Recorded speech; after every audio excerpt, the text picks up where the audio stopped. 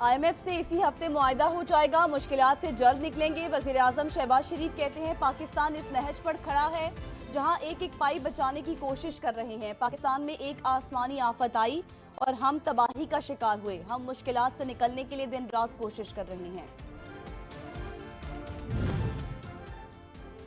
Super power की super currency की high speed परवाज, रुपए की तारीखी बेकदरी। कारोबारी हफ्ते के आखिरी रोज भी डॉलर की कीमत में 7 रुपए 7 पैसे इजाफा। इंटरबैंक में डॉलर 262 रुपए 50 पैसे पर ट्रेड। 2 रोज में इंटरबैंक में डॉलर 31 रुपए 11 पैसे महंगा हो चुका है।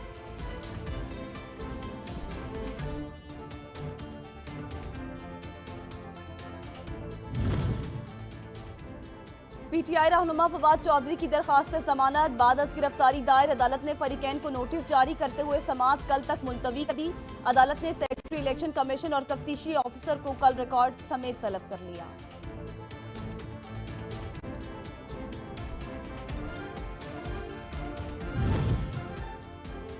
पंजाब में इलेक्शन की तारीख ना देने के इकदाम को तहरीक-ए-इंसाफ ने लाहौर हाई कोर्ट में चैलेंज कर दिया। दरख्वास्त में गवर्नर पंजाब को बजरिया सेक्रेटरी फरीक बनाया गया है।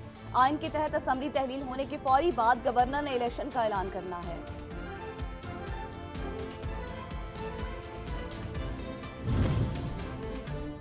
इमरान खान की जान को खतरात लाहक हैं, कोई नुकसान पहुंचा तो जिम्मेदार राना सनाउल्लाह और उसकी कठपुतलियां होंगी। शिबली फराज कहते हैं निगरान वज़ीर आला से लेकर उसकी काबीना तक सबका मकसद इलेक्शन करवाना नहीं है।